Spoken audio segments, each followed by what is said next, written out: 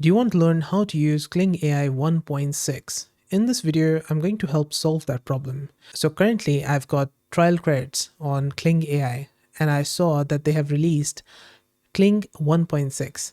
So I'm going to try it out. So I'm going to click on AI videos and also I'm going to show you a comparison between Kling 1.6, 1.5 and 1.0.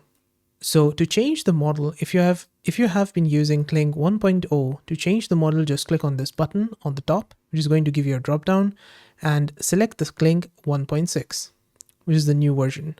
And the best part about this is that you do not have to get a paid plan. You can use the Kling 1.6 now with professional mode or standard mode with your basic trial credits as well in free account. Now I'm going to click on text to video, select 1.6, and here in prompt I'm just going to use one of these hints here, refresh it. I don't like any of these. Refresh it again. I think let's go for white cat. A white cat drives in a car through a busy downtown street. Okay, that looks good. So let's go down settings. I like to keep it 0.4 for having that added extra creativity instead of going for relevance. And for mode, you can select professional mode.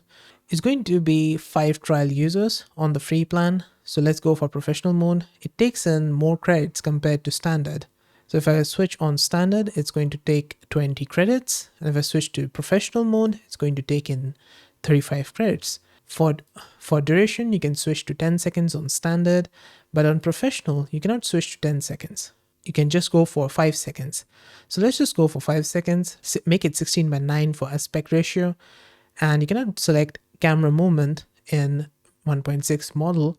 If you want to add negative prompts, you can do that, but I'm just going to generate it.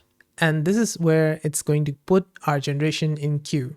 And this type of animation that I see here for queue, this is probably the best one out of all the AI video generators that I've seen so far. And now our generations are done.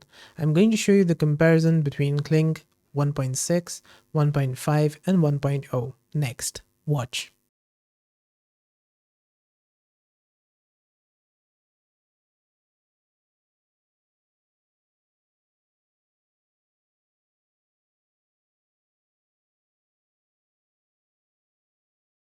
That was good, right? I hope you like it. And that's it. This is how to use Kling AI 1.6. Did this video help solve your problem? Let me know with a like and comment.